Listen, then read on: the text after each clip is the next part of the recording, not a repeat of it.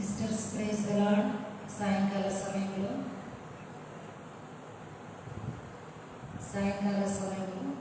ఈ సహోదరుల కూడిక నిమిత్తం మనం ప్రార్థనతో ఆరంభించుకున్నాం. ప్రేమగల గొప్ప తండ్రి, పరిశుద్ధమైన దేవా, స్తోత్రాలు. నిన్న నేడు నిరంతరం ఏకరీతున్న తండ్రి, ఎన్నడూ మారని మార్చమని దేవా, సకల యుగములకు సచివమైన దేవా, స్తోత్రాలు. దయా రక్షణ పూర్ణుడా, కృప సమృద్ధి కలిగిన తండ్రి, మమ్మల్ని ప్రేమించారు. శాశ్వతమైన ప్రేమతో ప్రేమించి వెతికి రక్షించి మీ బిడ్డలుగా మమ్మల్ని అంగీకరించిన ఆయన రక్షించిన నాటి నుండి నేటికి సజీవుల గురించి మీ యొక్క జీవవాకులు ఇచ్చి, ప్రభు సంఘం నుంచి సహవాసం ఇచ్చి, దైవ సేవకులు ఇచ్చి, సకల పరిశుద్ధులు అయ్యా మరి ప్రార్థించటకు మీరు మాకు ఇచ్చిన గొప్ప స్తోత్రాలు. మానవీయత మానవ విజ్ఞాపన చేసిన తండ్రిగా మీరు ఉన్నందుకే స్తోత్రాలు. దయగలిగిన తండ్రి, మీరు మమ్మల్ని భరించి ఎత్తుకుంటూ మోసుకుంటూ చాలా స్తోత్రాలు. ప్రభు పగటిలో మేఘ స్తంభంగా, రాత్రుల అగ్ని స్తంభంగా మీరు మాకు చాలా స్తోత్రాలు. సమయాన్ని ఆశీర్వదకరంగా చేయము. దయగలిగిన తండ్రి, మీ కృప అనుగ్రహించము. మీ నామను మేము తెలుసుకోము. దయగలిగిన మా ప్రభు కొద్ది సమయాన్ని ఆశీర్వదకరంగా చేయము. మా నిమిత్తం మీరు దాల్చిన అమూల్యమైన మీ వాకులు మీరే బయలుపరిచి మీ నామను మహిమ తెచ్చుకోమని మీ హస్తాలకు మా జీవితాలు అప్పగించుకోవద్దు. దగ్గరగా దూరంగా మా బిడ్డలు వీక్షిస్తున్న వారందరినీ బలపరిచి వారి హృదయాల్లో నిత్య నిర్ణయం చేత మీ కార్యం ఏదైతే మీరు జగత్తుకు నాది వేయబడుతున్నట్టు నిర్ణయించాలో నెరవేర్చుకోండి. మీ బిడ్డల పక్షంగా మేలు చేయండి.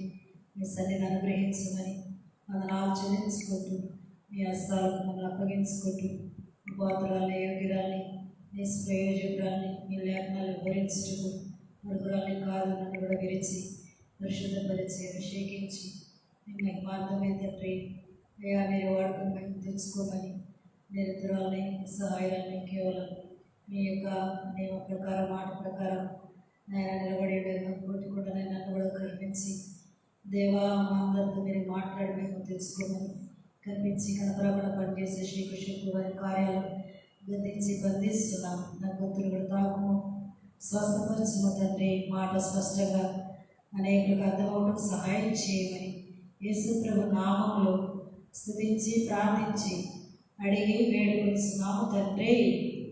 ఆమేన్.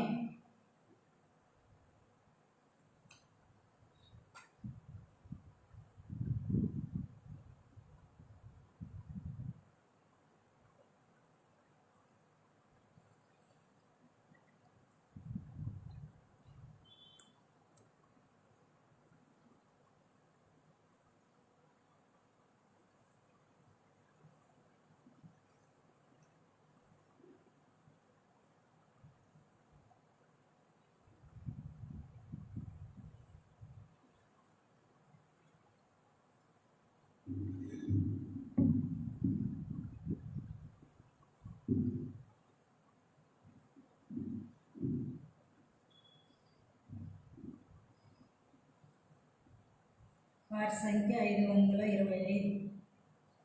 అద్భుత దీవెనలు ప్రభువా గురించి.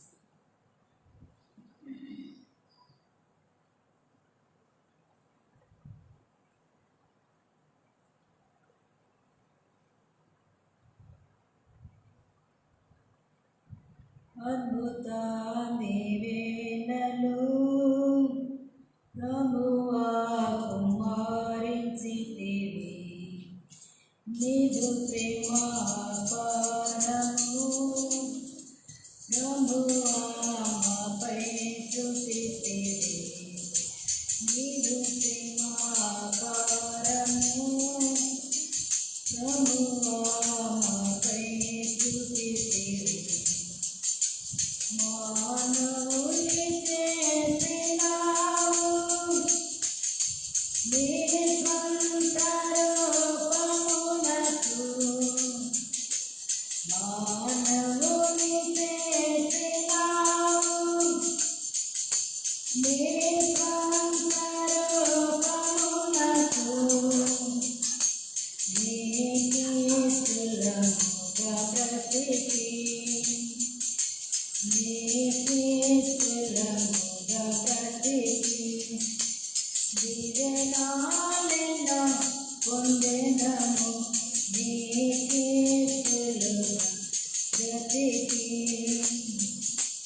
దీవెనాలెన్నో పొందెదము, అద్భుత దీవెనలు ప్రభువా కుమారించితివి.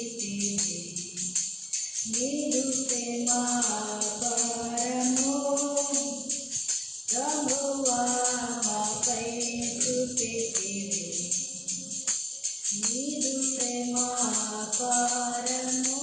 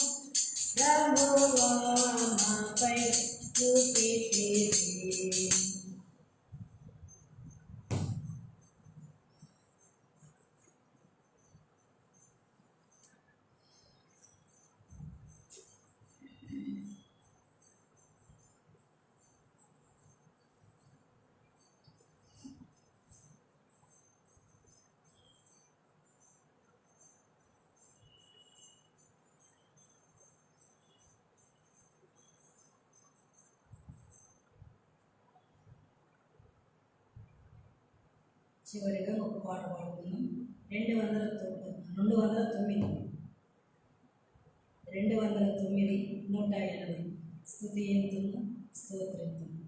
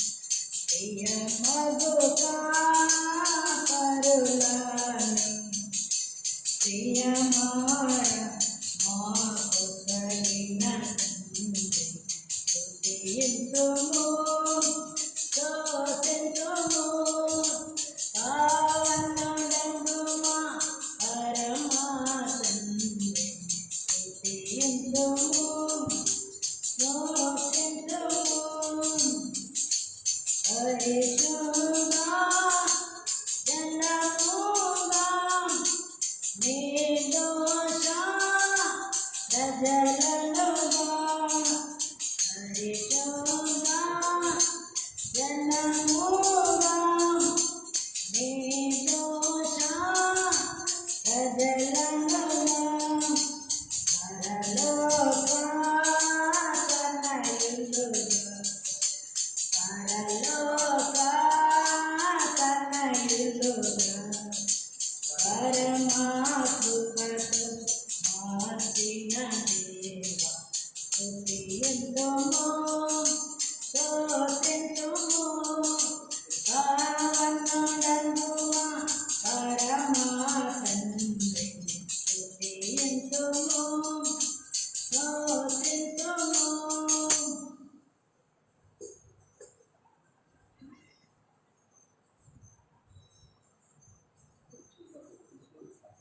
బైబిల్ పలో పాడుకుందాం. మనం అందరం కలిసి బైబిల్ పలో పాడుకుందాం. ఆ శ్రేష్టంభం గ్రంథంలో ఏ చోట చూసినా ఆదరణ ఇవ్వండి. అందరం కలిసి పాడుకుందాం. శ్రేష్టంభం గ్రంథములో ఏ చోట చూచినా ఆదరణయున్నది. సుఖ దుఃఖములో వాగ్దానమున్నది. విశ్వాసముంచి ధ్యానించుడి.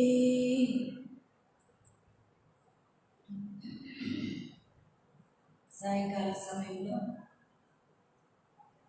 సహోదరుల కొడుకు మరి వచ్చిన వారందరినీ మరి ప్రభు నామములో వందనములు. ఈ సమయంలో మరొక దినం మరి సహోదరులమైన మనము దేవుని యొక్క మాటలు వినట కొరకై ఆయన సన్నిధికి వచ్చాము. చాలా సంతోషము.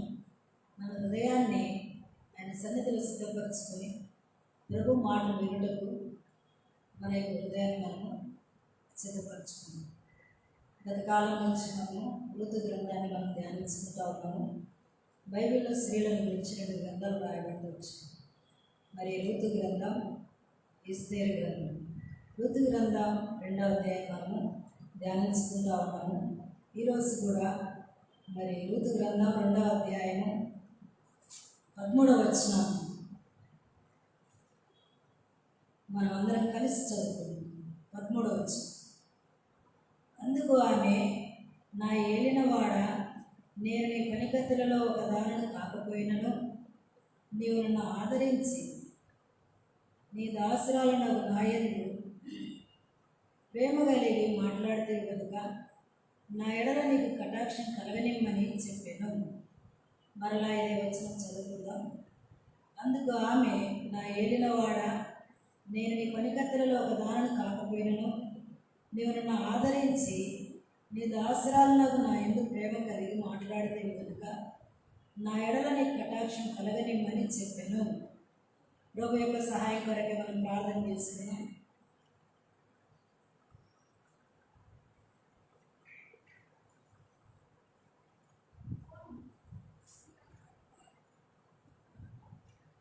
ప్రేమగల తండ్రి, మీరు మా దేవుడు, మేము మీ పిల్లలము.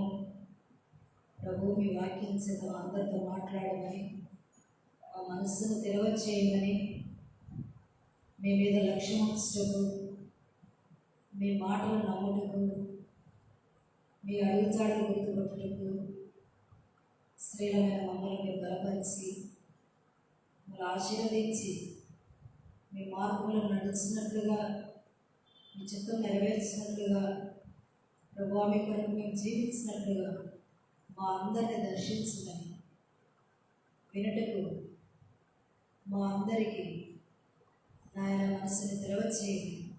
యేసు ప్రభు నామంలో స్తుతించి ప్రార్థించి అడిగి వేడుకొనిస్తున్నాం తండ్రి, ఆమేన్.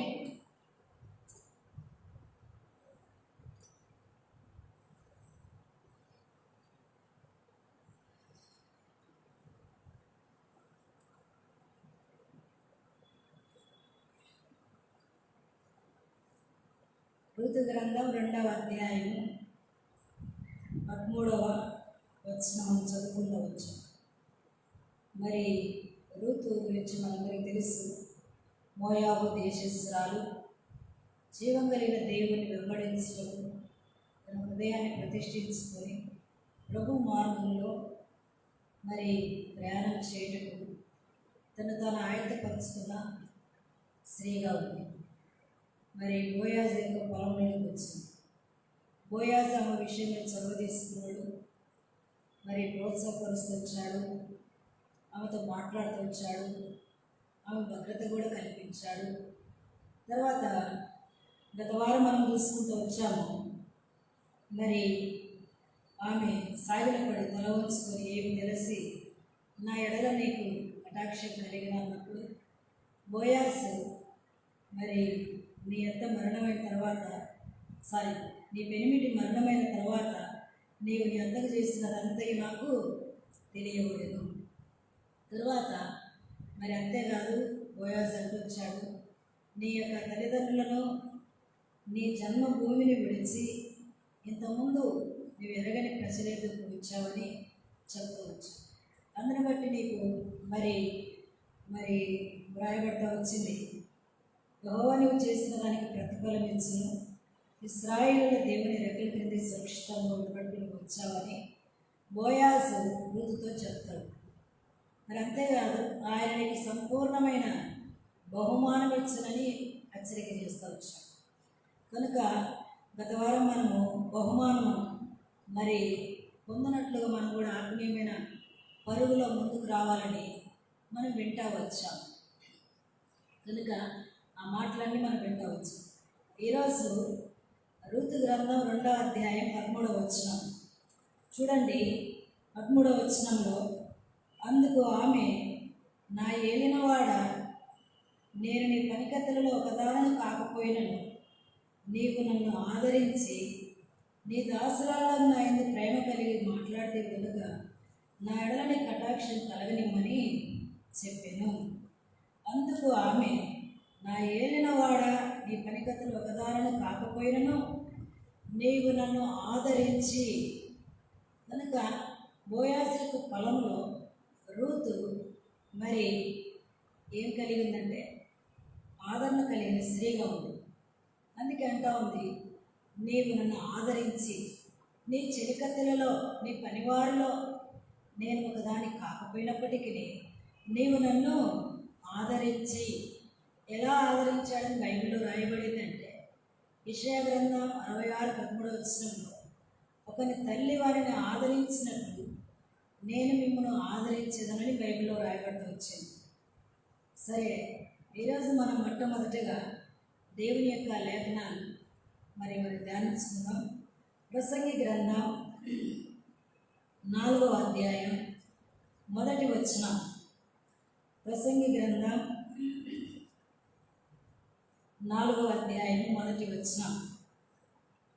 పిమ్మట సూర్యుని క్రింద జరుగు ఈ విధమైన అన్యాయ క్రియల గురించి నేను యోచిస్తే, బాధింపబడు వారు ఆదరించు దిక్కులేక కన్నీళ్లు విడుచుతురు, వారిని బాధపెట్టు వారు బలవంతులు గనుక ఆదరించేవాడు ఎవడనూ లేకపోవును. చూడండి, ప్రసంగి గ్రంథం 4వ అధ్యాయం 1వ వచనంలో, సూర్యుని క్రింద జరుగు ఈ విధమైన అన్యాయ క్రియల గురించి నేను యోచిస్తేనే. ఈ మాటలు సొలొమోను మరి అంటా ఉన్నాడు. సూర్యుని క్రింద ఏముంది? భూమి ఉంది. సూర్యుని క్రింద భూమి ఉంది. కనుక ఈ సూర్యుని క్రింద మరి జరుగు వివిధమైన అన్యాయ క్రియలను గురించి నేను యోచించినప్పుడు బాధింపబడు వారు ఆదరించు దిక్కులేక కన్నీళ్లు విడుచుదురు.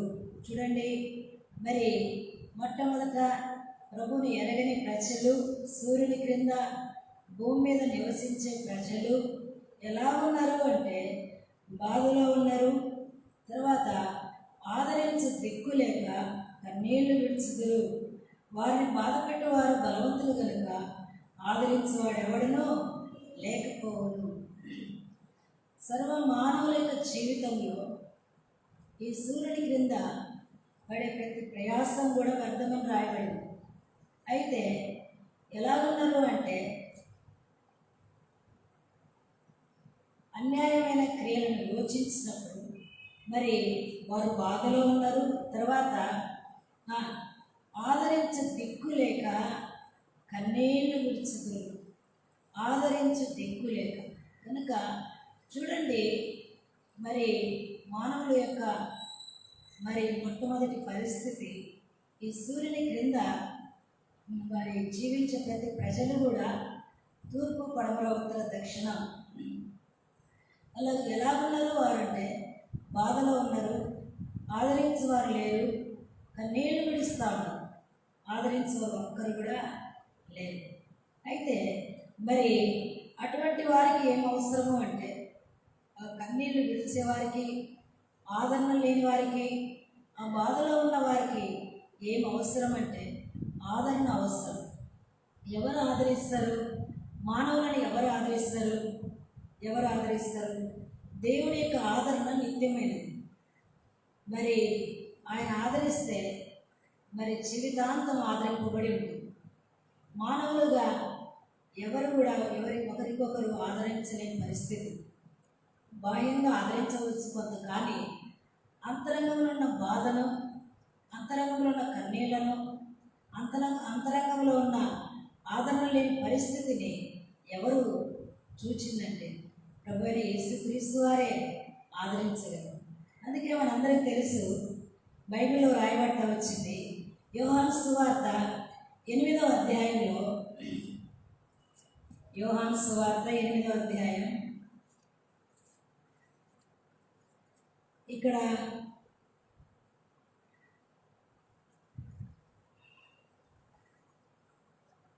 8వ అధ్యాయం మనం గమనించినప్పుడు ఇక్కడ మరి పాపం చేత పట్టబడిన ఒక స్త్రీ ఉంది. వాళ్ళకు మరి 5వ వచనం, 8వ అధ్యాయం 5వ వచనం, అట్టి వారిని రాళ్ళు రువ్వి చంపవలనని ధర్మశాస్త్రంలో మోషే మనకు ఆజ్ఞాపించను కదా, అయినను నువ్వేమి చెప్తున్నావని ఆయన అడిగిరి. చూడండి, ఈ యొక్క స్త్రీ పాపం చేత పట్టబడిన స్త్రీగా ఉంది. ఆమె కన్నీళ్లలో ఉంది, ఆమెకు ఆదరణ లేదు, ఆమె బాధలో ఉంది, ఆమె యొక్క దుఃఖంలో ఉంది. అయితే అలాంటి స్త్రీని వాళ్ళు ఏం చేశారంటే రాళ్ళు రువ్వి చంపవలను కదా.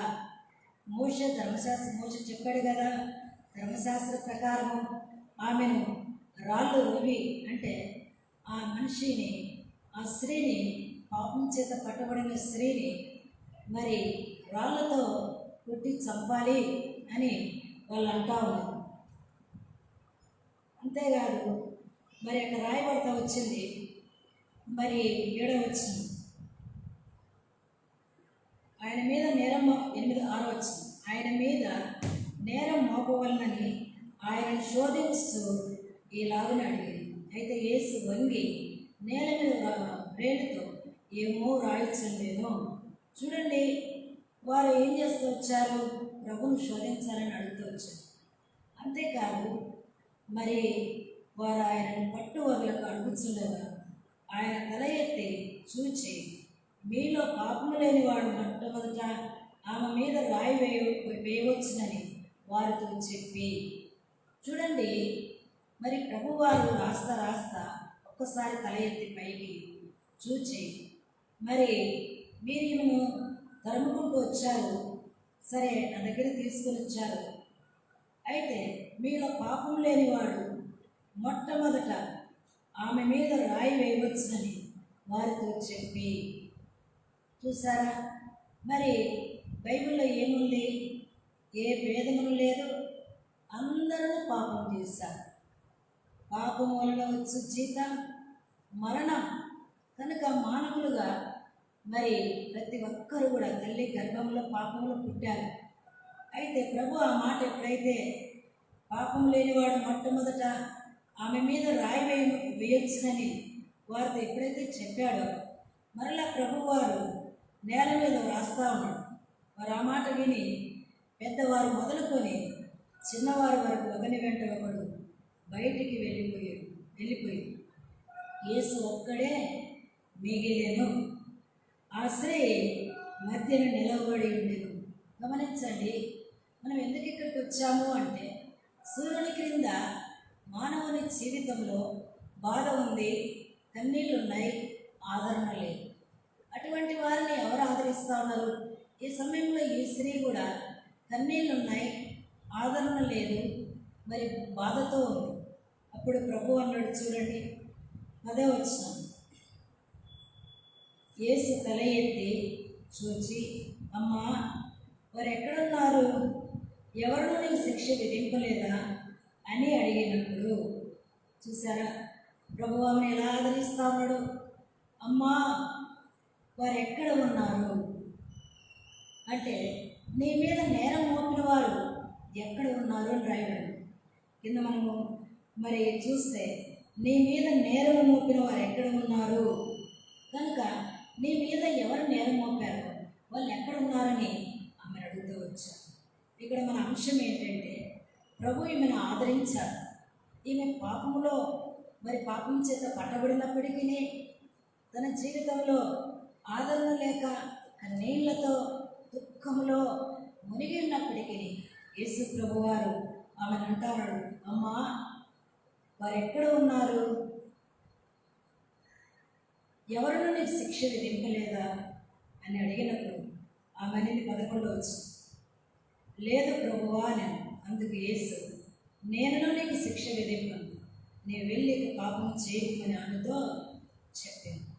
సాయంకాల సమయంలో ప్రభు అయిన యేసుక్రీస్తు వారి యొక్క మరణ పునరుద్ధానం గురించి, ఆయన రాకడ గురించి నువ్వు ఇంకా తెలుసుకొనకుండా నీ మనోనేత్రంలో మోయబడిన స్థితిలో ఈ లోకంలో సూర్యుని క్రింద వ్యర్థముగా నీ యొక్క ప్రయాస పడతా ఉంటే ఈ సాయంకాల సమయంలో ప్రభు నీతో కూడా మాట్లాడుతాను, నిన్ను ఆదరిస్తాను అమ్మా అని నేను నీతో మాట్లాడతాను. నువ్వు దిగులుతోనూ కన్నీళ్లతోనూ బాధలోనూ ఆదరణ లేక ఒంటరిగా నీ జీవితము నలిగిపోయిన స్త్రీగా ఉన్నావు. నిన్ను ఆదరించేవారు దిక్కులేని పరిస్థితుల్లో ఉన్నప్పుడు ప్రభువైన యేసుక్రీస్తు వారే సర్వ మానవులను ఆదరించితే ఇక్కడ రాయబడుతూ వచ్చింది.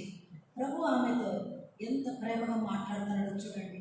అమ్మా వారు ఎక్కడ ఉన్నారు? ఎవరినూ నీకు శిక్ష విధింపలేదు. లేదు ప్రభు అంటే ప్రభు అన్నాడు, నేను నీకు శిక్ష విధింపను. కనుక ఎవడైనా క్రీస్తు నందున్నాడా వాడు నూతన సృష్టి. కనుక నీ శిక్ష యావత్తు ఆ ప్రభువారు శిలువలో భరించారు. నీ కొరకు సమస్తమును నెరవేర్చారు. నీ దుఃఖం నుండి నిన్ను విడిపించకే ప్రభు ఆ ఘోరమైన శిలువను భరించారు. అందుకే నీ దోషములు, నీ అపరాధములు, నీ బాధ, నీ కన్నీళ్ళు, నీ దిగులు, నీ వేదన, నీ ఆదరణ లేని జీవితం ప్రభు దగ్గరికి వస్తే సాయంకాల సమయంలో ప్రభు నిన్ను ఉచితంగానే రక్షించే దేవుడు. అందుకే బైబిల్లో రాయబడతా వచ్చింది. చూడండి, బైబిల్లో రాయబడతా వచ్చింది. యెషయా గ్రంథం 40వ అధ్యాయం. బైబిల్ తెరవండి. యెషయా గ్రంథం 40వ అధ్యాయం 1వ వచనం. 40వ అధ్యాయం 1వ వచనం, 2వ వచనం మధ్యలో రాయబడింది చూడండి. 2వ వచనం, 4వ లైన్. ఆమె దోష రుణము తీర్చబడెను. ఆమె దోష రుణము తీర్చబడెను. నీ దోషం యొక్క అప్పు ప్రభువైన యేసుక్రీస్తు వారు శిలువలో తీర్చారు. కానీ ఏం ప్రయాసపడను అవసరం లేదు. అయితే మనందరి పాపపు యొక్క అప్పును, రుణమును, ఆ రుణపత్రములను దేవుడు మేకులతో చేరాలతో తుడిచి ఆ శిలువలో జయించారు. అయితే రాయబడుతూ వచ్చింది, ఆమె దోష రుణము తీర్చబడెను. కనుక పాపం చేత పట్టబడిన స్త్రీ యొక్క దోష రుణం తీర్చబడింది. ఈ సాయంకాల సమయంలో ఆదరణ లేని నీ జీవితము కూడా లోకమనే అరణ్యంలో, లోకమనే మోయాబులో, లోకమనే ఐగుప్తులో ఉన్న నీ జీవితం కూడా ఈ సాయంకాల సమయంలో ప్రభువు రక్షించగలడు. ప్రభు నీ పాపాన్ని క్షమించగలడు. అందుకే యెషయా గ్రంథం 40వ అధ్యాయంలో యెరూషలేముతో ప్రేమగా మాట్లాడుడి మీ దేవుడు, మొదటి వచ్చింది, మీ దేవుడు సెలవిచ్చిన మాట ఏదనగా, నా జనులను ఓదార్చడి యెరూషలేముతో ప్రేమగా మాట్లాడుడి. ఆమె యుద్ధకాలం సమాప్తమాయను, ఆమె దోష రుణము తీర్చబడెను. కనుక ఆమె దోష రుణము తీర్చబడెను. అందుకే ఆ దోష రుణం తీర్చుటకే ప్రభువు యెరూషలేము వీధులలో ఊరేగించబడుతూ వచ్చాడు. అందుకే బలి పశువు వలె మనందరి పాపం నిమిత్తమై, పాప పరిహార నిమిత్తమై, మన దోషముల వచ్చిన రుణము తీర్చుటకై ప్రభువారు యెరూషలేము వీధులలో ఊరేగింపబడుతూ వచ్చారు. అపహసించారు, కొట్టారు, ముళ్ళ కిరీటం ధరింపజేశారు, కాళ్ళల్లో మేకులు, చేతుల్లో మేకులు, ప్రక్కలో పల్లెపోటు వేపు మీద నాగటి వలె దున్నబడుతూ వచ్చింది, ముఖం మీద గుద్దుతూ వచ్చారు, తర్వాత ఎంతగానో ఉమ్మేస్తూ వచ్చారు. నిర్దోషి అయిన దేవుణ్ణి దోషిగా నిలబడుతూ వచ్చాడు. ఎందుకు అంటే మనము దోషులము గనక, మన దోష రుణం తీర్చబడవలసింది కనుక ప్రభువారు సెలవులు మరి భరిస్తూ వచ్చారు. వరకు మరి వచ్చి కత్తిరించి వారి ఎదుట గొర్రె మౌనంగా ఉన్నట్లుగా మన అతిక్రమ క్రియల కొరకై నల్లగొట్టబడుతూ వచ్చాం, మన పాపం కొరకై గాయమొందుతూ వచ్చాం. నేను దోషి అయిన ఆయన అనేకుల దోషాన్ని భరించుటకు ప్రభు నిలబడుతూ వచ్చు. అందుకే యెరూషలేము వీధులలో బరువైన సిలువను భరిస్తా ఉన్నాను. అది మోయలేని బరువు. నేను నా పాపము భరించరాని బరువును మరి సృష్టికర్త అయిన ప్రభు అయిన యేసుక్రీస్తు వారు భరిస్తా ఉన్నాను. ఆ వీధులలో వెళ్తా ఉన్నాను. ఆ సమయంలో యెరూషలేములో ఉన్న కుమార్తెలు ఏడుస్తా ఉన్నారు. ఎందుకు ఏడుస్తా ఉన్నారంటే, అయ్యో సృష్టికర్త అయిన దేవుని భుజముల మీద సిలువను ఎత్తారు, మోస్తా ఉన్నారని వారు ఏడుస్తూ వచ్చారు. ప్రభు అన్నాడు, అమ్మా యెరూషలేము కుమార్తెలు, అందుకే బైబిల్లో రాయబడతా వచ్చింది. లూకా సువార్త 23వ అధ్యాయం 28వ వచనం. యెరూషలేము కుమార్తెలు తన్నాడు, నా నిమిత్తం ఏడవకుడి, మీ నిమిత్తమును మీ పిల్లల నిమిత్తమును ఏడుగుడి, నా నిమిత్తం మీరు ఏడవద్దు. నేను మీ దోష రుణం తీర్చుటకే, మీ పాపమును పరిహరించుటకే నేను ఈ రీతిగా మరి శిలవను మోస్తాను కనుక నా నిమిత్తము మీరు ఏడవద్దు, మీ నిమిత్తము మీ పిల్లల నిమిత్తము ఏడుగుడి. కనుక ఈ సాయంకాల సమయంలో ఆదరణ లేని నీ హృదయం, మరి ఆదరించు వారు దిక్కులేని స్థితిలో ఉన్న నీ హృదయం, మరి అంతేకాకుండా కన్నీళ్లతో బాధలో ఉన్న నీ హృదయం, మరి ఆ పాపం చేత పట్టబడిన స్త్రీ ఏ రీతిగా దోషులను తీర్చబడిందో ఈ సాయంకాల సమయంలో నీ దోష రుణం కూడా తీర్చబడుతుంది. ఈ మాటల దగ్గరగా దూరంగా విడిచిన నీవు ఇంకా మారు మనసును అందకుండా, పాప క్షమాపణ పొందకుండా, పాపం పరిహరించబడకుండా, పాపమునకు ప్రాయశ్చిత్త బలి చేయబడకుండా, ఒకవేళ ఆ ప్రాయశ్చిత్త బలి దేవుడు చేశాడని ఎరగకుండా నీ హృదయంలో మండిగా కఠినముగా ఇంకా నువ్వు ఉన్నావేమో. యెరూషలేము కుమార్తెలు మరి ఏడ్చినట్లుగా ఏడుస్తావు. ప్రభు వారిని చూచాడు, నిలిచాడు. అమ్మా నా నిమిత్తం మీరు ఏడవద్దు, మీ నిమిత్తం మీ పిల్లల నిమిత్తం ఏడు, మీకోసమే నేను ఇంత బాధను అనుభవించాను. కనుక మన అపరాధములను మనం ఒప్పుకుంటే ఆయన నమ్మదగినది, మన పాపమును మనం ఒప్పుకుంటే ఆయన నమ్మదగినది, క్షమించేది, ఆదరించేది. కనుక పాపం చేత పట్టబడిన ఆ స్త్రీ యొక్క దోష రుణమును తీర్చాడు. అమ్మాయికి వెళ్ళి పాపం చేయము అని ఆదరిస్తవచ్చు. మరి నేను కూడా ప్రభును నీ హృదయంలో స్థలవేయచ్చుగా. ఎంతకాలం ప్రభువును దూరంగా ఉంచుతాం, ఎంతకాలం బయట ఉంచుతాం. ప్రభుకు చోటు లేదు కదా, అన్నిటికీ చోటు ఉంది. నీ ఇంటి నిండా నశించుకునే వస్తువులన్నిటికీ చోటు, నీ హృదయం అనే ఇంటిలో అన్నిటికీ చోటు, నీ బంధువులకు తల్లిదండ్రులకు నీకు చోటు ఉంది. కానీ నీ సృష్టికర్త అయిన నిన్ను పుట్టించిన నాదునికి నీ హృదయంలో చోటు. ఆ దేవుడే నిలిచి, ఆ దేవుడే నీ ముందు నిలబడి చెప్తాను, అమ్మా మరి ఎవరినో నేను శిక్షించలేదు, నిన్ను శిక్షించ. కనుక మరి ఆదరించే దేవుడు అప్పుడైనా యేసుక్రీస్తు. ఇంకా రూతు విషయం అయితే దేవుడు నిజంగా ఎంతగా ఆ బోయాసు ఆదరించినట్లుగా, మరి సృష్టికర్త అయిన దేవుడు ఆదరించినట్లుగా మనం చూస్తాము. మొట్టమొదటి అంశం ఇది. ఇక నువ్వు ప్రభుని ఎరగకపోతే నీ కొరకే బాధ, నీ కొరకే వేదన ప్రభు అయిన యేసుక్రీస్తు వారు భరించడం సంగతి ఈ సాయంకాల సమయంలో మనసును తెచ్చుకోవాల్సిందిగా ప్రభు నామంలో ప్రతిమాలు దినాలు చెడ్డగా ఉంది, సమయం కొద్దిగా ఉంది. నువ్వు ఆలస్యం చేస్తే ఆత్మ అగాధంలోకి వెళ్తుంది. అందుకే మరి సమయం దొరికినప్పుడే సమయాన్ని సద్వినియోగపరుచుకోవాలి. మనలో ఓపిక ఉండగానే మనము ప్రభు అయిన యేసుక్రీస్తు వారిని అంగీకరించడం చాలా ప్రాముఖ్యం. రూతు అంగీకరించింది. మోయాబు దేశస్థురాలైనప్పటికీ ఆమె అంగీకరించడమే కాదు, జీవగలిగిన దేవుని వెంబడించడమే కాదు, ఆమె దినదిన అనుభవంలో తన జీవిత యాత్రలో మరి ఎంతగానో కృతజ్ఞత కలిగిన స్త్రీగా, తరువాత ఆమె బహుమానం ఉందని గ్రహించిన స్త్రీగా, తరువాత మరి ఆదరించబడిన స్త్రీగా ఉంది. ఎందుకంటా ఉంది, మరి నీ చిరికత్తెలలో ఒకదానిని కాకపోయినప్పటికీ నేను నన్ను ఆదరించి, ప్రభువారు నిన్ను ఆదరిస్తా ఉన్నాను, ఆదరించి నీతో మాట్లాడుతా ఉన్నాను. ఎంతో వాక్యం నువ్వు వింటా ఉన్నావు, కానీ నీ హృదయంలో ఒకవేళ ఇంకా చూడలేదు. ప్రభుకు నీ హృదయంలో చోటి, ప్రభు నీ కొరకై ఎంతో మరి గాయం ఉంది, ఆయన నీ కొరకు వీచు.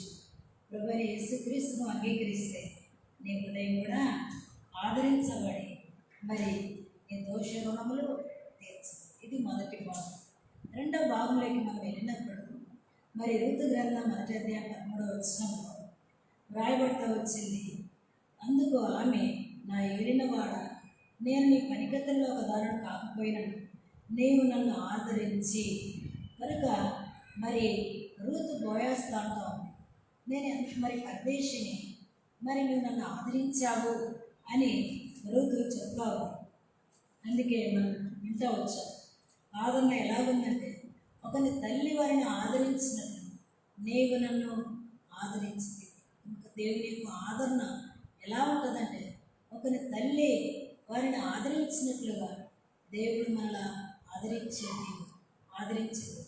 ఎన్నోసార్లు దేవుడు మన యొక్క కష్టాల్లో, దుఃఖాల్లో, మరి రోగాల్లో, అన్ని సమయాల్లో దేవుడు మనల్ని ఆదరిస్తూ వచ్చాడు. మనకు తెలుసు, బైబిల్లో రాయబడతా వచ్చింది. చూడండి, నిజంగానే రూతును బోయాజు ఆదరించారు. ప్రభు వలన ఆమె నిజంగా మరి మరి ఆదరింపబడిన స్త్రీగా ఉంది.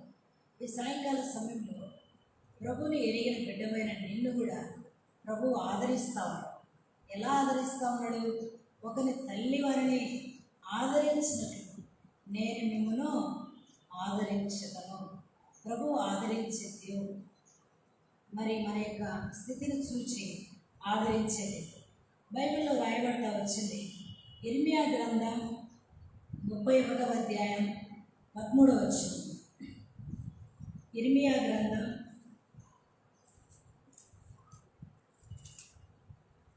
31వ అధ్యాయం 13వ వచనం. చూడండి, ఇక్కడ రాయబడతా వచ్చింది, వారి దుఃఖములకు ప్రతిగా సంతోషమిచ్చి వారిని ఆదరించదను, విచారం కొట్టివేసి నేను వారికి ఆనందమును కలగచేతును. కనుక కన్యకలను యవనులను వృద్ధులను కూడి నాట్యమందు సంతోషించగలరు. చూడండి, వారి దుఃఖములకు ప్రతిగా సంతోషమిచ్చి వారిని ఆదరించదను.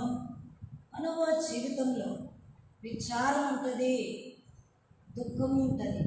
ఆత్మీయంగా ప్రభువును అంగీకరించిన తర్వాత మరి లోకమైన అరణ్యంలో మరి మనం కొనసాగుతూ ఉన్నప్పుడు దేవుని అంగీకరించినప్పటికీ మనలో ఏమేమి ఉంటాయంట? మరి దుఃఖం ఉంటుంది, తర్వాత విచారం ఉంటుంది. దేవుడు అంటున్నాడు, దుఃఖములకు ప్రతిగా సంతోషం ఇచ్చి విచారణ కొట్టివేసి నేను వారిని ఆనందింపజేస్తాను. దేవుని బిడలమైన తర్వాత, ప్రభుని అంగీకరించిన తర్వాత ఏమేమి ఉంటాయంటే దుఃఖం ఉంటుంది, విచారం ఉంటుంది. దుఃఖం ఉంటుంది, విచారం బైబిల్లో ఉంది. మరి నా హృదయంలో విచారములు హెచ్చగా నీ గొప్ప ఆదరణ, మరి గొప్ప ఆదరణతో నీవు నన్ను ఆదరించు. కనుక హృదయంలో విచారము, ఒక నష్టం కలిగినప్పుడు విచారం, ఒక నింద వచ్చినప్పుడు విచారం, మార్గంలో రోగం ఎదురైనప్పుడు విచారం, ఇతరులు రోసినప్పుడు, ద్వేషించినప్పుడు, శిలవ మార్గంలో వెళ్ళొచ్చినప్పుడు అనేక సార్లు మనం విచారించేవాళ్ళం. అంటే బైబిల్లో రాయబడతా వచ్చింది, వారి దుఃఖములకు ప్రతిగా సంతోషం ఇచ్చి బైబిల్లో ఎవరు దుఃఖపడుతూ వచ్చారు, దేవుడు వారిని ఎలా ఎదుర్కొంటూ వచ్చాడు, వారికి ఎలా ఆనందం ఇచ్చాడు, వాళ్ళ విచారాన్ని కొట్టివేసి వారి దుఃఖములకు బదులుగా సంతోషము ఆనందము ఎవరికి ఇచ్చాడు. సాయంకాల సమయంలో మనం కొన్ని మాటలు చూసుకుందాం. లూకా సువార్త 7వ అధ్యాయం. లూకా సువార్త 7వ అధ్యాయము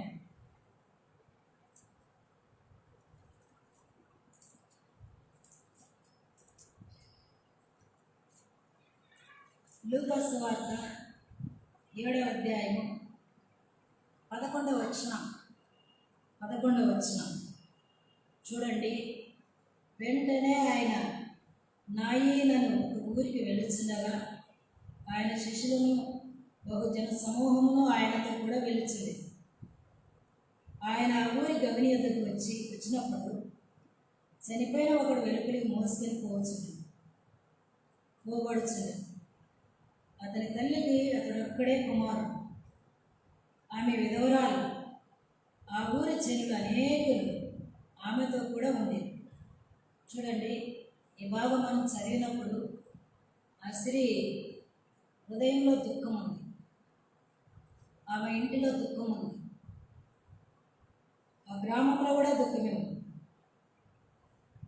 ప్రభువారు చూడండి, నాయేనని ఒక ఊరికి వెళ్ళిస్తుండగా ఒక గ్రామానికి ప్రభువారు వెళ్తా ఉన్నారు.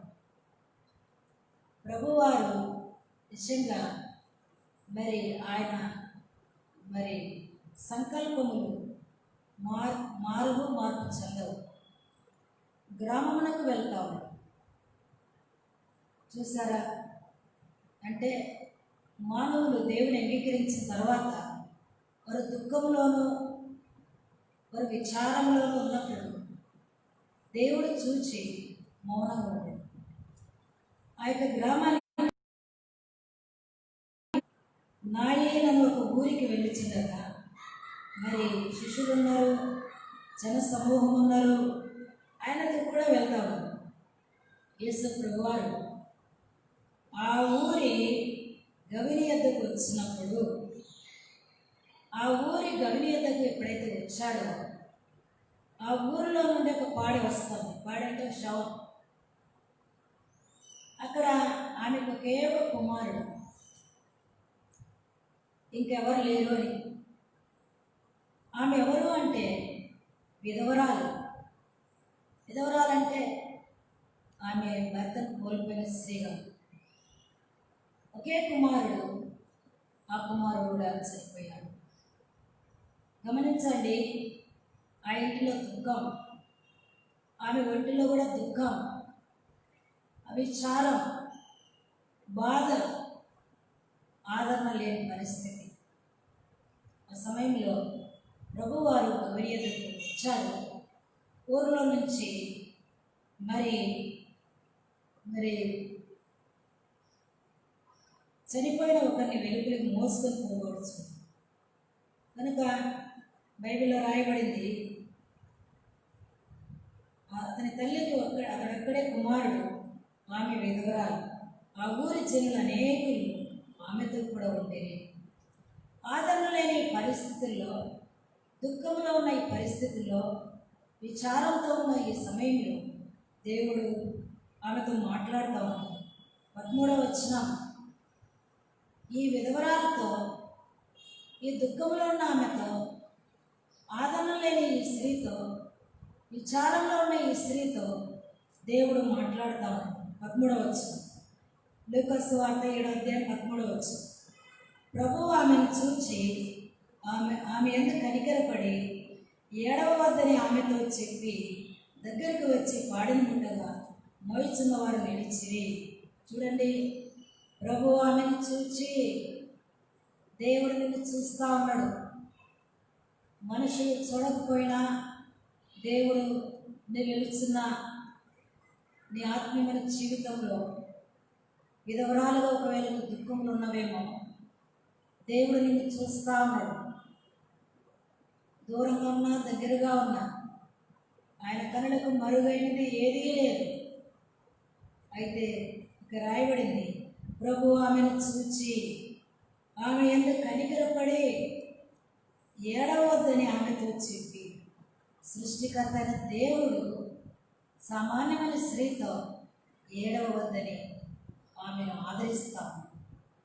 బోయాజు రూతును ఆదరించాడు, మాట్లాడుతూ వచ్చాడు, ప్రోత్సాహపరుస్తూ వచ్చాడు, భద్రత కల్పించాడు, చొరవ తీసుకుంటూ వచ్చాడు. తర్వాత నీకు సంపూర్ణమైన బహుమానం ఉందని చెప్తూ వచ్చాడు. సాయంకాల సమయంలో దేవుని బిడ్డ, నువ్వెక్కడున్నా దేవుడు నీతో కూడా ఈ మాటలు చెప్తా ఉన్నాడు. ఏడవద్దు అని నీ మీద కనికరపడిన దేవుడు చెప్తాను. చూసారా, ఆమెతో ఏడవద్దని చెప్పాడు. దగ్గరికి వచ్చాడు, పాడని ముట్టగా మోయించిన వారు నిలిచి. 14వ వచనంలో ఆయన, చిన్నవాడా లెమ్మని నీతో చెప్పుచున్నాననగా చాలా ప్రాముఖ్యమైన మాట. ఆమెతోనేమో ఏడవద్దని చెప్పాడు, కనికరపడాడు. ఇక్కడ పాడని ముట్టి, చిన్నవాడా లెమ్ము నీతో నేను చెప్పుతున్నాను. మరి ఆ చనిపోయిన వాడు లేచి కూర్చుండి మాట్లాడసాగాను. ఆయన అతని తల్లికి అప్పగించాను. కనుక ఇక్కడ మనం ఏం చూస్తాము అంటే, ఈ స్త్రీ దుఃఖంలో ఉంది, విచారంలో ఉంది, బాధలో ఉంది, ఆదరణ లేని స్థితిలో ఉంది. ఒకరి తల్లి వారిని ఆదరించినట్లు సృష్టికర్త అయిన దేవుడు ఒక గ్రామంలోకి వచ్చాం. ఆ గ్రామం పేరేంటో మనం వింటూ వచ్చాం. తర్వాత ఎలా ఆదరించాడో కూడా మనం వింటూ వచ్చాం. కనుక దేవుని బిడ్డమైన నిన్ను కూడా దేవుడు ఆదరిస్తాడు. నువ్వు విధవరాలైనప్పటికీ, ఇంట్లో ఎన్నో కష్టాలు అనుభవిస్తూ ఉన్నప్పటికీ దేవుడు నిన్ను ఈ సాయంకాల సమయంలో నిన్ను ఆదరిస్తావు. బైబిల్లో ఈ మాటలు రాయబడవచ్చు. అందుకే మనం చదువుతూ వచ్చాము. ఇర్మియా గ్రంథంలో మరి 31వ అధ్యాయం 13వ వచనంలో మనం చదివినట్లుగా, అక్కడ మరి దుఃఖముకు ప్రతిగా సంతోషమిచ్చి విచారానికి బదులుగా ఆనందాన్ని ఇస్తాను. కనుక ఈ నాయనను గ్రామంలో జరిగిన కార్యాన్ని మనం చూసుకోవచ్చు. దేవుడు నీ హృదయంలో ఉన్న దుఃఖాన్ని తొలగించేది. మరి రూతు విషయమై బోయాజు మరి ఆదరిస్తూ వచ్చాను. అందుకే అంటాం, నీ చిరుకత్తెలలో, నీ పనికత్తెలలో ఒకదాని కాకపోయినప్పటికీ నేను నన్ను ఆదరించావు. నేను పరదేశిని, వాగ్దానం నావి కావు, నిబంధనలు నావి కావు, నేను అన్యజనురాల్ని, ఎక్కడ కడద్రోయబడి నా జీవితాన్ని నేను నన్ను ఆదరించాను. కనుక సృష్టికర్త అయిన దేవుడు నిన్ను కూడా ఆదరించాడు. మరి మనలందరినీ కూడా ఆదరించాడు. అందుకే మనం చూస్తూ వచ్చాము. లూకా సువార్త 7వ అధ్యాయం 12వ వచనంలో మరి ఆ బిడ్డని తన తల్లికి అప్పగించాడు. ఇక్కడ అంశం ఎందుకు వచ్చాము అంటే, ఆ ఇంటిలో దుఃఖం ఉంది, విచారం ఉంది, అవంతా కూడా కొట్టివేస్తూ వచ్చాము. ప్రభువే వారి విషయమై జ్ఞాపకం చేసుకుంటూ వచ్చాడు. దేవుడు నీ విషయమై జ్ఞాపకం చేసుకుంటాడు. దేవుడు నిన్ను మర్చిపోడు. ఆయన మర్చిపోయే దేవుడు కాదు, మరి మరవని దేవుడు. గర్భమున పుట్టిన బిడ్డను కరుణింపగా తల్లి మరచును. గర్భమున పుట్టిన బిడ్డను కరుణింపగా తల్లి మరచునా. మరచిన గాని నీవెన్నడూ మరువావు విడువవు ఎడబాయవు కరుణారత. మరువావు విడువవు ఎడబాయవు కరుణారత. నా ప్రాణ ప్రియుడా యేసు రాజా, అర్పింతును నా హృదయార్పణ. కనుక గర్భమున పుట్టిన బిడ్డను కరుణింపకుండా తల్లి మరుచుకుంది. వారైనా మరచురు కానీ నేను నిన్ను మరువను. చూడుము, నా అరచేతుల మీదనే నేను నిన్ను చెక్కి ఉన్నానని ప్రభు అంటూ వచ్చింది. అందుకే బైబిల్లో రాయబడుతూ వచ్చింది. యెషయా గ్రంథం 54వ అధ్యాయం 4వ వచనం చదివినప్పుడు చూడండి. యెషయా గ్రంథం 54వ అధ్యాయం 4వ వచనం మనం చదివినప్పుడు 11వ వచనం మనం చదివినప్పుడు వ్రాయబడుతూ వచ్చింది. ప్రయాసపడి గాలి వాన చేత కొట్టబడి ఆదరణ లేక ఉన్నదాన, నేను నీలాంజనములతో నీ కట్టడములను కట్టుదును, నీలములతో పునాదులను వేయుదును. చూసారా?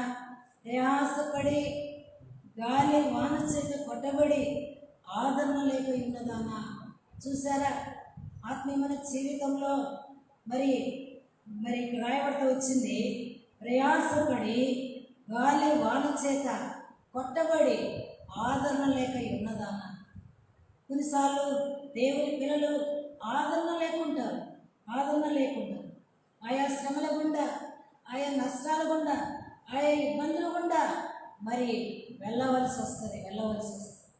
ఋతు కూడా మరి తన వివాహమైన తర్వాత మరి తన భర్త చనిపోయిన తర్వాత నిజంగా తన జీవితంలో కూడా గాలి వాన చేత కొట్టబడిన స్త్రీగానే ఆదరణ లేకున్న స్త్రీ ఆదరింపబడుతున్న సాయంకాల సమయంలో నీవు కూడా మరి గాలి ప్రయాసపడి గాలి వాన చేత కొట్టబడి ఆదరణ లేక ఉన్నవేమో, ఈ లోకంలో ఆదరణ లేకున్నవేమో.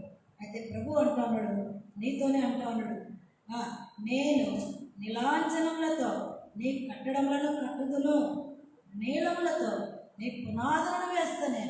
నేను నిన్ను కడతాను, నేను నిన్ను మరవను, నేను నిన్ను విడవను, నేను నిన్ను ఎన్నడనూ ఎడబాయను. ఒకవేళ నేను మర్చిపోయాను, నేను ఏడుస్తూ ఉన్నావేమో, దుఃఖంలో ఉన్నావేమో, నీ హృదయం రద్దలై ఏడుస్తూ ఉన్నావేమో. ప్రభు అంటా ఉన్నాడు, ప్రయాసపడావు గాలి వాన చేత కొట్టబడి ఆదరణ లేకున్నదానా, నేను నిన్ను కడతాను. భయపడద్దు, సిగ్గుపడను అక్కర్లేదు. బాధించాలని నీకు దగ్గరికి రారు, భీతి నీకు దూరంగా ఉంటుంది. నేను నిన్ను కడతానని ప్రభు వాగ్దానం చేస్తాను. దేవుని బిడ్డ, నీ జీవితంలో ఆదరణ లేక కొట్టబడతా ఉన్నావు కుటుంబంలో. మరి నీ కష్టాలు మనుషులకు తెలియకపోవచ్చు, కానీ ఎవరికి తెలుసు చెప్పండి?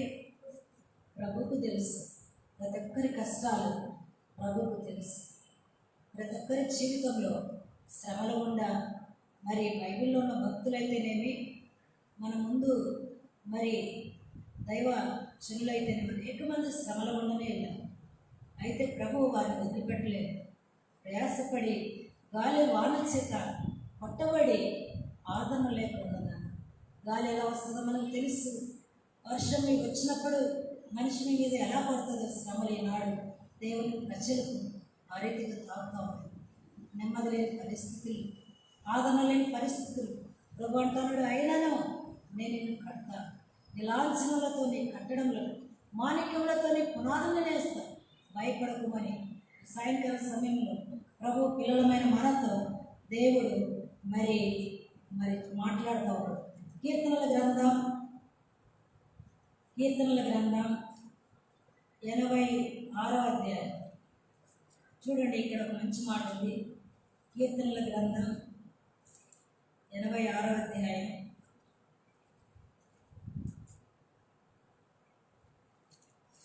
17వ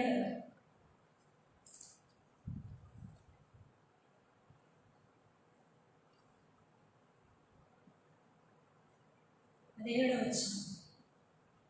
యెహోవా, నీవు నాకు సహాయుడవై నన్ను ఆదరించున్నావు. నా పగవారు చూచి సిగ్గుపడినట్లు శుభకరమైన ఆనవాలు నాకు కనపరచు. యెహోవా, నీవు నాకు సహాయుడవై నన్ను ఆదరించున్నావు. ఎవరు మనల్ని ఆదరిస్తారు? దేవుడు ఆదరిస్తారు. యెహోవా, నీవు నాకు సహాయుడవై నన్ను ఆదరించున్నావు. కనుక ఆత్మీయమైన యాత్రలో దేవుడు మనల్ని ఆదరించేది, దేవుడు మనల్ని ఆదరిస్తాడు. కనుక నీవు నాకు సహాయుడవై. ఎవరు మనకు సహాయుడు? ప్రభు అయిన యేసుక్రీస్తు వారే మన అలసటలో, మన నొప్పిలో, మన గాయంలో, మన వేదనలో, మన అంగలార్పులో, మన దుఃఖములో, మన విచారంలో మనం ఆదరణ లేనప్పుడు ఎవరు మనకు సహాయకుడు అంటే ప్రభువారే మనకు సహాయుడు. అంటే మన ప్రక్క నిలిచి మనల్ని బలపరుస్తాడు. మన కష్టాల్లో మనం వదిలిపెట్టే దేవుడు కానే కాదు. అందుకే దావీదు అంటున్నాడు, యెహోవా నీవు నాకు సహాయుడవై నన్ను ఆదరించుతున్నావు. నేను తరమబడుచున్నప్పటికీ, నేను మరి గుహల్లో ఉన్నప్పటికీ, నేను మరి మరణ అవస్థ మరి ఆ ఈట చేత ముమ్మారు పొడిచి చంపేదనని సౌలు నా మీదకి ఈటని విసిరినప్పటికీ నన్ను ఆదరిస్తావు. గడాంధకారపు లోయలో నేను సంచరించినాను, మరి నీ దుడ్డుకర నీ దండం నన్ను ఏం చేస్తా ఉంది? ఆదరిస్తావు. కనుక యెహోవా నీవు నాకు సహాయుడవై నన్ను ఆదరించు. దేవుని బిడ్డ, దేవుని చేత ఆదరించబడావు, దేవుని చేత బలపరచబడావు. కానీ ప్రభు నిన్ను మరి ఇక్కడ రాయమన్నట్లుగా యెహోవా నీవు నాకు సహాయుడవై నన్ను ఆదరించు. అందుకే రూతును ఎవరు ఆదరించారు? బోయాజు ఆదరించాడని ఆమె ఎరిగింది. ఆ పరమ బోయాజు మనల్ని కూడా ఏం చేస్తున్నాడు? ఆదరిస్తూ ఉన్నాడు. మనల్ని కూడా ఆదరిస్తూ ఉన్నాడు. బైబిల్లో రాయబడుతూ వచ్చింది. ఇప్పుడే మనం చదువుకుంటూ వచ్చాం. ఎటువంటి లోయలంట? గడాంధకారపు లోయలో నేను సంచరించినాను కనుక. అందుకే కీర్తనల గ్రంథం 23వ అధ్యాయం, కీర్తనల గ్రంథం 23వ అధ్యాయం 4వ వచనం, గాఢాంధకారపు లోయలో నేను సంచరించినను, ఏ అపాయములకు భయపడను. నీవు నాకు తోడయ్యందుకు, నీ దుడ్డుకరయు నీ దండమును నన్ను ఆదరించును. చూసారా? ఏ లోయ అంట? గాఢాంధకారపు లోయలో, గాఢాంధకారపు లోయలో నేను సంచరించినను, ఏ అపాయములకు నేను భయపడను. ఒకసారి మరి మరి మరి చెట్టుగుంట అనే ప్రాంతం ఇక్కడ కడప సైడే. అయితే అక్కడ విజిటింగ్ అని వెళ్తాం సండే సాయంత్రం. చెట్టుగుంట ప్రాంతానికి వెళ్ళిన తర్వాత ఒక గ్రామంలోకి వెళ్ళాలని మరి బ్రదర్ చెప్పారు. అప్పుడు సైకిల్ ఉండేది. సరే, నాకైతే భయం. సరే, సైకిల్ వెళ్తా ఉన్నాం, చాలా స్పీడ్గా వెళ్తా ఉన్నాము, లైట్ లేవు. మరి 1 కిలోమీటర్ వెళ్ళిన తర్వాత సడన్గా ఏం జరిగిందంటే, ఎదురు ఒక లారీ వస్తూ ఉంది. ఈ సైకిల్ మొత్తానికి వెళ్తా అంచుకు అక్కడ ఆగిపోయింది. ఏం జరిగింది అక్కడ అంటే, ఒక పెద్ద రోడ్డు పిల్లర్స్ వేస్తాము. ఎటువంటి పిల్లర్ అంటే పెద్ద పెద్ద రాడ్స్తో స్తంభం, బరువును భరించడానికి ఒక లాంటి స్తంభం లాగా వేస్తే ఒక అంతా రాడ్స్ అన్నీ ఇలా ఉన్నాయి. ఈ సైకిల్కి లైట్ లేదు కనుక మరి వెళ్తా వచ్చాము. మొత్తానికి అటు నుంచి లారీ రావడం బట్టి వెంటనే అక్కడ మరి ఆ యొక్క హ్యాండిల్స్ వేసేలోపు ఆగిపోయింది. అప్పుడు మేము అనుకున్నాం, దేవుడు మనల్ని కాపాడుతూ వచ్చాడు. ఈ చీకటిలో కూడా ఏ అపాయం రాకుండా దేవుడు కాపాడాడు. ఒకవేళ లారీ రాకపోయింటే ఆ రాడ్స్లో పడేవాళ్ళం. అవి ఎక్కడ కూర్చుకునే తెలియదు. అది మనందరికీ తెలుసు. గమనించండి, ఎవరు సహాయుడు అంటే ఆ సమయంలో దేవుడే సహాయుడు. గడాంధకారపు లోయ ఎక్కేటుందో చూడండి. ఒక రోడ్డు మీద ఒక చిన్న రాడ్స్ వేసినా లేకుంటే అదే అలా ఉన్నప్పుడు లోయలు, గడాంధకారపు లోయలు. మరి అందుకే రాయబడింది కదా, ఆ గాఢాంధకారపు లోయలో నేను సంచరించినాను. ఈ గాఢాంధకారపు లోయలో మరి యాత్రికుని ప్రయాణంలో క్రైస్తవుడు ప్రయాణం చేసేటప్పుడు గాఢాంధకారపు లోయ దాటుకొని వెళ్ళాలి. మరి ఆ గాఢాంధకారపు లోయ దాటుకొని వెళ్ళేటప్పుడు అక్కడ ఆ లోయలో అన్ని గుర్రెలు ఉంటాయి, మనిషి గుర్రెలు ఉంటాయి. అంతేకాదు అక్కడ విచారం ఉంటుంది, భయం ఉంటుంది, ఒంటరితనం ఉంటుంది, ఆందోళన ఉంటుంది, కలవరం ఉంటుంది, చింత ఉంటుంది. ఇవన్నీ కూడా మానవుని జీవితానికి అలుముకుంటూ వస్తాయి. ఈ లోయల్లో ఇటువంటి మరి ఆందోళన ఉంటుంది.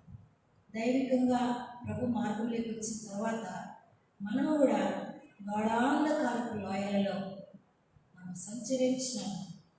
ఏ అపాయములకు భయపడను. ఎందుకు భయపడను అంటే ఏముంది, నీవు నాకు తోడైందు. చెప్పండి, నీవు నాకు తోడైందు. దేవుడు అందరికీ తోడు. చిన్నపిల్లలకైతేనేమి, స్త్రీలకైతేనేమి, విధవరాళ్ళకైతేనేమి, సమస్యలు ఉన్న వారికైతేనేమి అందరికీ దేవుడు తోడుగా ఉంటాడు. అందుకే మనం పాడుకుంటూ వస్తాం కదా, మాకు తోడుగా నీవుంటివి జీవిత యాత్రలో, మాకు తోడుగా నీవుంటివి జీవిత యాత్రలో, మమ్ము విడువని మా దేవా, నిండు మనసుతో వెంబడించెదం. మమ్ము విడువని మా దేవా, నిండు మనసుతో వెంబడించెదం. మాకు తోడుగా నీవుంటివి జీవిత యాత్రలో. అందుకే జీవిత యాత్రలో దేవుడు మనకు తోడుగా ఉంటాడు. అందుకే బైబిల్లో ఉంది, నీవు నాకు తోడై ఉండవు, నీ దుడ్డు కర్రయు నీ దండం నన్ను ఆదరించును. నీ దుడ్డు కర్ర నీ దండం నన్ను ఏం చేస్తుంది? ఆదరిస్తుంది. దావీదు ఆదరణ పొందుతూ వచ్చాడు. మరి ఈ యొక్క రూతు కూడా బోయాసు పొలంలో మరి ఆదరింపబడతా వచ్చింది. దేవుని సంఘములకి చేర్చబడిన అవయవములైన మనము కూడా ఆదరింపబడే వారికి మనం ఉన్నాం. సజీవమైన రాళ్ళ వలె మనము కూడా మరి కట్టబడే వారికి మనం ఉన్నాం. దేవుని యొక్క సంఘంలో చేర్చబడిన తర్వాత దేవుడు మనల్ని ఆదరించేది. దుడ్డు కర్ర దండంతో కూడా ఆదరిస్తాడు. ఆయన మనల్ని దర్శించి ఆదరించింది మనందరికీ తెలుసు. అందుకే బైబిల్లో రాయబడతా వచ్చింది. ఇప్పుడు మనం చూసుకుంటూ వచ్చాం. ఆదరణ ఎలా ఉంటుందంట, ఒకరి తల్లి వారిని ఆదరించినట్లు నేను మిమ్మల్ని ఆదరించను. బిడ్డను తల్లి ఎంతగా ఆదరిస్తుందో మనకు తెలుసు, తల్లులైన వారికి తెలుసు. ఆ బిడ్డ విషయమై ఎంత ఆదరిస్తుందో. ఆ బిడ్డ పలుమార్లు విసిగించినప్పటికీ, పలుమార్లు తల్లి ప్రేమను మరి అర్థం చేసుకోకపోయినప్పటికీ మరి తల్లి ఏం చేస్తుంది? ఆదరిస్తూనే ఉంటుంది. కనుక దేవుడు నన్ను ఈ యొక్క సంఘంలో దేవుడు మనల్ని కూడా ఏం చేస్తున్నాడు? ఆదరిస్తాడు. ఆయన బోధన ఇచ్చాడు, ఆయన సహవాసం ఇచ్చాడు, ఎడతెగని ప్రార్థన సమూహాన్ని ఇచ్చాడు. దేవుడు మనల్ని ఆదరిస్తూ వస్తాడు. బైబిల్లో రాయబడుతూ వచ్చింది. మరి కీర్తనల గ్రంథం 146వ అధ్యాయం చూసినప్పుడు చూడండి. కీర్తనల గ్రంథం 146వ అధ్యాయం 9వ వచనం. యెహోవా పరదేశులను కాపాడువాడు, ఆయన తండ్రి లేని వారిని విధవరాండ్రను ఆదరించువాడు. చూడండి, యెహోవా పరదేశులను కాపాడువాడు. రూతు పరదేశి, మోయాబు దేశస్తురాలైనప్పటికీ ఇశ్రాయేలీయుల యొక్క యూదుల వంశంలోకి చేర్చబడింది. ఆమెను దేవుడు కాపాడుతా ఉన్నాడు. రాయబడింది, మరి రాయబడతా వచ్చింది, ఆయన తండ్రి లేని వారిని విధవరాండ్రను ఆదరించు. రూతు ఒక విధవరాలుగా ఉంది, తండ్రి లేని బిడ్డగా ఉంది. తర్వాత ఆమె పరదేశిగా ఉంది. బోయాజు ఆమెను ఆదరిస్తాము. ప్రభు నిన్ను కూడా ఆదరిస్తాము. ఆదరించాను. అందుకే ఆదరణ మనం పొందుతూ వచ్చాం. ఆదరణ మనం ఏం చేస్తూ వచ్చాము? పొందుతూ వచ్చాం. ఎలా ఉందంట, ఒకరి తల్లి మరి ఆదరించినట్లు నేను మిమ్మల్ని ఆదరించుతాను. దేవుడు ఆదరించింది మన కష్టాల్లో, బాధల్లో, రోగాల్లో, కన్నీటిలో, బాధలో, విచారంలో దేవుడి వల్ల ఆదరించింది. రూతు ఆదరించబడవచ్చు. నువ్వు నన్ను ఆదరించావు, పరదేశినైన నన్ను ఆదరించావు, మరి దూరాలైన నన్ను ఆదరించావు. నేను మరి ఈ దేశస్తురాలు కాకపోయినప్పటికీ నన్ను ఆదరించాను కనుక దేవుడు మనల్ని ఆదరించాడు. మనము ఈ సూర్యుని క్రింద భూలోకములో మానవులముగా, మట్టి పురుగులముగా, వాడిపై ఆగలాంటి జీవితం, సాగిపోయే నీడలాంటి జీవితం, కిటికుండా ఎగురు పొగలాంటి జీవితం, ఒక పురుగు వంటి జీవితం, అంతలో కనబడి అంతలో మాయమైపోయే ఆవిరి లాంటి జీవితాన్ని దేవుడు ఆదరిస్తూ ఉన్నాడు, ప్రేమిస్తూ ఉన్నాడు, మాట్లాడుతూ ఉన్నాడు. మనందరికీ ఈ మాటలు తెలుసు. అందుకే బైబిల్ ఒక వచనం మనం చూసుకొని ముగించుకుందాం. కీర్తనల గ్రంథం 119వ అధ్యాయం. కీర్తనల గ్రంథం 119వ అధ్యాయం 82వ వచనం.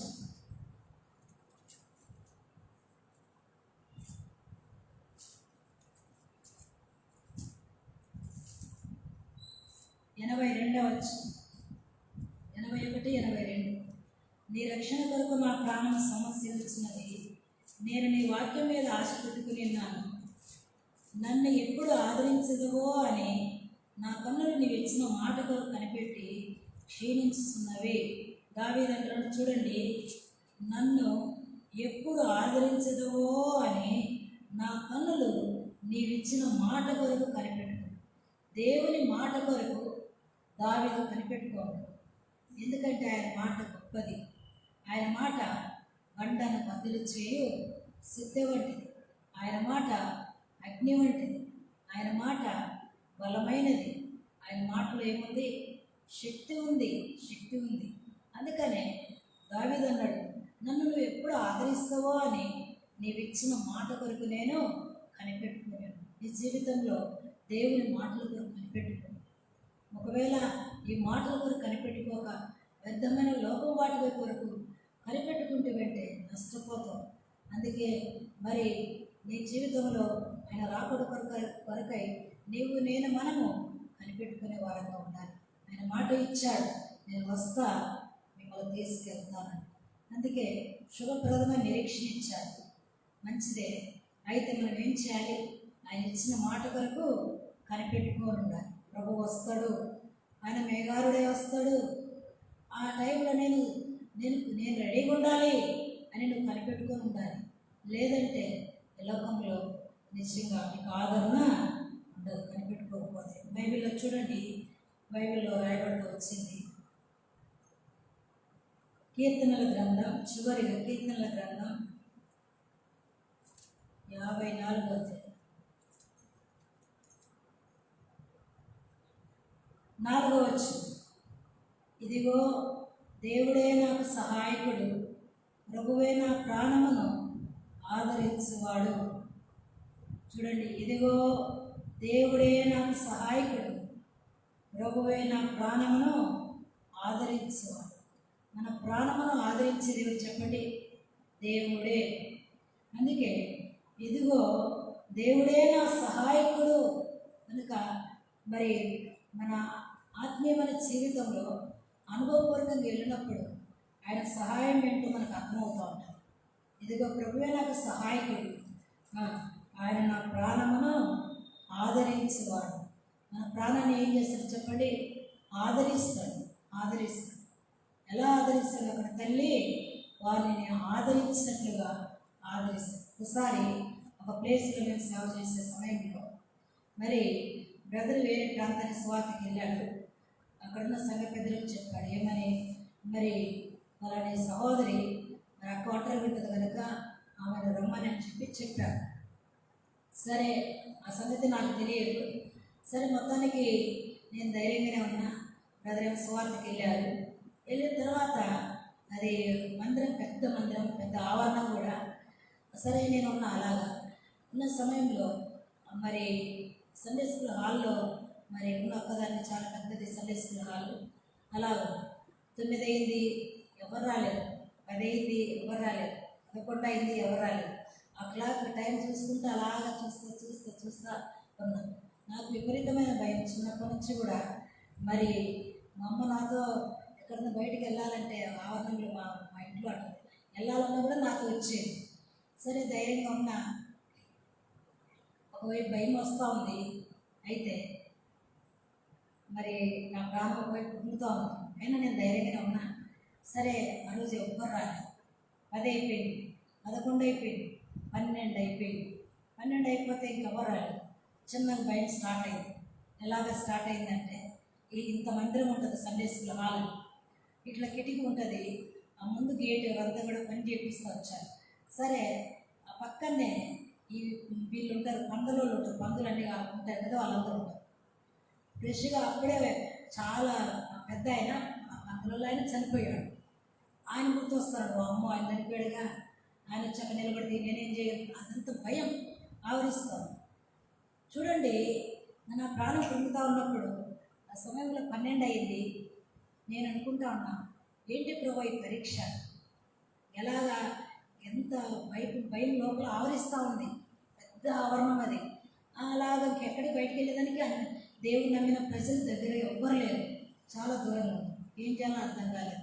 ఒక్కదాని ఒంటరిగా ఉన్న భయం ఆవరించి. ఆ సమయంలో చిన్నగా ఆ యొక్క గడియారాన్ని చూస్తా 12:30 అయిపోయింది. కళ్ళు మూసుకొని నిద్రపోయాను, మెల్లుగా నిద్రపోయాను.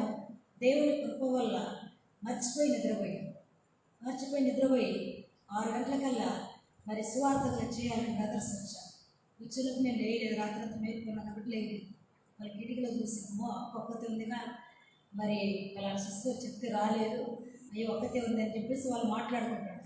అప్పుడు ఆ టైంలో నేను లేచి ఏంటి శబ్దాలు వినపడతాను, లేచి చూస్తే వీళ్ళు మాట్లాడుకుంటాను. వెంటనే అక్క పొరపాటు అయిందక్క, మరి రాలేదు అమ్మ చెప్పామక్క అంటే, దేవుడు చూస్తున్నాడు బ్రదరు, ఖచ్చితంగా దేవుడు ఉన్నాడు ఆయనని చెప్పారు.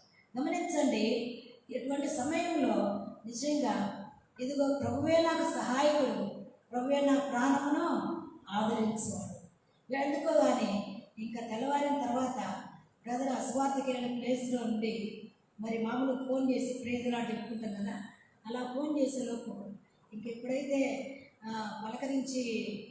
పలకరించి ప్రేజ్ లాంటి చెప్తున్నాడో, మేము అలా చెప్పుకునే సమయంలో వెంటనే నాకు గుర్తు వచ్చింది.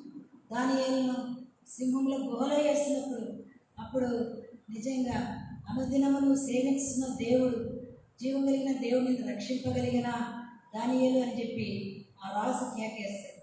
అలాగ నాకు అనిపించి వెంటనే ఒక అనుభవంగా వెళ్తా వచ్చాను. చూడండి, ఇదిగో ప్రభువే నాకు సహాయకుడు, ప్రభువే నా ప్రాణమును ఆదరించేవాడు. ఇంకా దేవుని బిడ్డవైన నీ జీవితంలో ఒకవేళ ఎటువంటి మార్గం వెళ్ళకపోయినా, అనేకమైన కష్ట పరిస్థితులు గుండా మరి ఒంటరితనంలో వెళ్తూ ఉండవేమో, ప్రభు నీకు సహాయకుడు, నీ ప్రాణమును ఆదరించేవాడు. విచారణ హెచ్చగా గొప్ప ఆదరణతో ప్రభు నిన్ను ఆదరిస్తాడు. ఆ దేవుడు మారని దేవుడు. నన్ను అంగీకరించావు, ఆత్మీయమైన పరుగులేకి వచ్చావు, ఋతు వలె తీర్మానంలో ఉన్నావు. సంతోషం. నీ జీవితంలో ఈ పొలంలో, ఈ సంఘమని పొలంలో నీవు కూడా ప్రభు రక్తం చేత కడగబడిన బిడ్డవని నీవు అంతం వరకు నీ పరుగును తుదముట్టించే బిడ్డగానే ఉండాలి. అందుకే మరి ఋతు గొప్ప తీర్మానమే కాదు, ప్రతిష్టతే కాదు, ఆమె జీవితంలో మరి ఆదరింపబడుతూ వస్తాము. అందుకే నీ యొక్క పనివారిలో నేను ఒకదాన్ని కాకపోయినప్పటికీ నువ్వు నన్ను ఆదరించావు కనుక మనము ఆయన మరి ఈ వాగ్దానాలన్నీ కూడా మరి మనందరికీ తెలుసు. మనమందరం కూడా అన్యజనులమే, పరదేశులమే, వాగ్దానాలు ఇవ్వడం మనకు కావు. అయితే ధన్యత, గొప్ప భాగ్యం, జగత్ పునాది వేయబడక మనపే దేవుడు క్రీస్తులు మనల్ని ఏర్పాటు చేసుకొని గొప్ప భాగ్యాన్ని ఇచ్చాడు. అటువంటి భాగ్యంలోకి వచ్చిన మనం మరి ఈ ప్రయాసంతో గాలి వాంఛన మొదబడినప్పటికీ నా జీవితంలో దేవుడు మనలా కట్టే దేవుడని, ధైర్యపరిచే దేవుడని, సహాయకుడని, ఆదరించేవాడని, తల్లి వల్ల ఆదరిస్తాడని మనం వింటవచ్చు. కొన్ని మాటలు మన మనసు తెచ్చుకొని ప్రభు కొరకైన పాత్రలను మనం జీవించాలి. ఎక్కడున్నా మన ఊపిరి పోయేంత వరకు ప్రభు కార్యాల్లోనే, ప్రభు పనుల్లోనే నిమగ్నమై ఉండాలి. వ్యర్థమైన చెత్త చెదారం మనసులో ఉంచుకొని నీ పరుగులో నష్టపోతావేమో. మంచి పోరాటం పోరాడి తిని నా పరుగును తుదముట్టించి తిని నా విశ్వాసాన్ని కాపాడుకుంటునని మరి భక్తులు అనుకోవచ్చు. ఈ నా జీవితంలో మరి సమయం మరి ఈ యొక్క అర్ధ దినాల్లో, చివరి దినాల్లో చల్లారిపోయి ఓడిపోయి లోకమని మాయలో చిక్కుకొని ప్రభు మనసును కష్టపెడుతూ దుఃఖపెడతా ఉన్నవి. తీర్మానం చేసుకుంది. ఒక ఋతువలి అన్యురాలు, ఆమెకు సంఘం లేదు, బోధ లేదు, ఆమె విషయమై మరి ఎంతగా మరి లేదు కదా, అయినా ఆమెలో ఉన్న పట్టుదల గొప్పది. ధైర్యశాలి, స్థిరమైన మనస్సు కలిగిన స్త్రీ ప్రభువును సేవించటకు వెనకాడలేదు. ఆమె శక్తి మరి అందుకే మరి ఆమె శక్తితో సేవించటకు పొలం లేకొచ్చింది. దేవుని బిడ్డ దేవునికి తలాంతులు ఇచ్చాడు సంఘంలో. అవన్నీ ఏం చేస్తావు? దేవుని విషయం అడుగుతాడు. లెక్క ఒక దినం నేను ప్రభు కార్యాల కొరకై, ప్రభు పని కొరకై బలహీనమైనప్పటికీ జీవించే వాళ్ళకు అంటున్నారు. ఒకప్పుడు మరి అందుకే లోక మొదల్లో ప్రభు మనకేమిస్తాడు? బహుమానం ఇస్తుంది. బల మంచి నమ్మకమైన దాసురాల, ఈ కొంచెం ఎలాగో నమ్మకంగా ఉండవచ్చు, ఇవో బహుమానం అంటారు. అటు కాకుండా లోకముని మాయలో చిక్కుకొని మనుషుల మాయోపాయముల చేత మరి కొట్టబడి గాలి చేత అలల చేత కొట్టబడితే మన బహుమానం ఉండనే దుర్యోధకి మనం పరిగెత్తే వారు ఉంటారు. ఋతు లాంటి విశ్వాసంతో మరి అటు పొలంలోకి వచ్చిన ఆదరణ పొందిన మనము ప్రభు చేతిలో ఆదరింపబడుతూ వచ్చాం. ఆయన కార్యాల కొరకు బ్రతుకున్నట్లుగా దేవుడు మనలో కూడా తృష్ణ కలిగించి, ఆ మంట కలిగించి, మరలా ఆరంభంలో ఉన్న భయాన్ని దేవుడు మనం తీసుకుని వచ్చి ప్రభుని సేవించినట్లుగా నన్ను మరలా అందరినీ కూడా ఆ రీతి సిద్ధపరుచుకున్నారు. ప్రార్థన చేసుకున్నాం.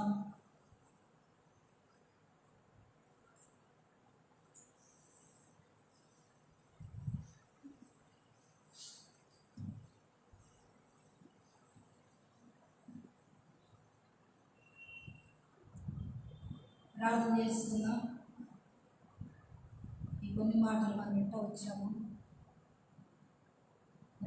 ప్రభు సన్నిధిలో సమ్మతి పడదాము.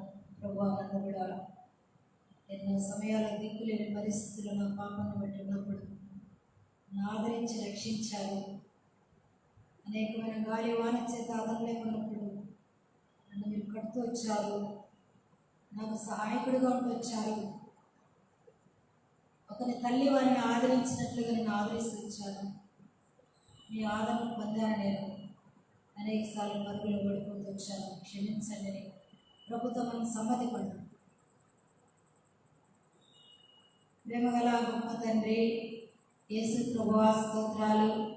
ఈ కొన్ని మాటలు మాకు ఇచ్చారు. బలహీనంగా వ్యక్తపడుతూ వచ్చిన ఈ మాటలు బలవంతుడైన మీరు మా అంతరంగంలో కార్యం జరిగించి మీ కార్యాల కొరకైనా బిడలంగా బ్రతుకున్నట్లుగా మమ్మల్ని మీరు సిద్ధపరచుకు తండ్రి. రూతు అన్యజనురాలు, ప్రభు మోయాబు దేశస్థురాలు, ఒక తీర్మానంతో పట్టుదలతో జీవం కలిగిన దేవుణ్ణి వెంబడించుటకు ప్రతిష్ఠించుకోవడమే కాక ఆ బోయాసు పొలంలోకి వచ్చి ఆమె ఏదైతే ప్రోత్సాహపడి మరి ప్రోత్సాహపడుతూ మరి ప్రభువ మరి తృప్తి కలిగి మరి ఆమె కృతజ్ఞత కలిగి ప్రభు మరి ఆదరణ పొందుతూ వచ్చిందో మేము చూస్తూ వచ్చాం. మరి మేము కూడా మా ప్రియమైన తండ్రి మరి మా హృదయంలో విచారాలు హెచ్చగా మీ గొప్ప ఆదరణ చేత మమ్మల్ని ఆదరిస్తూ వచ్చారు. స్తోత్రాలు. బలమైన తండ్రి మీ వందనాలు.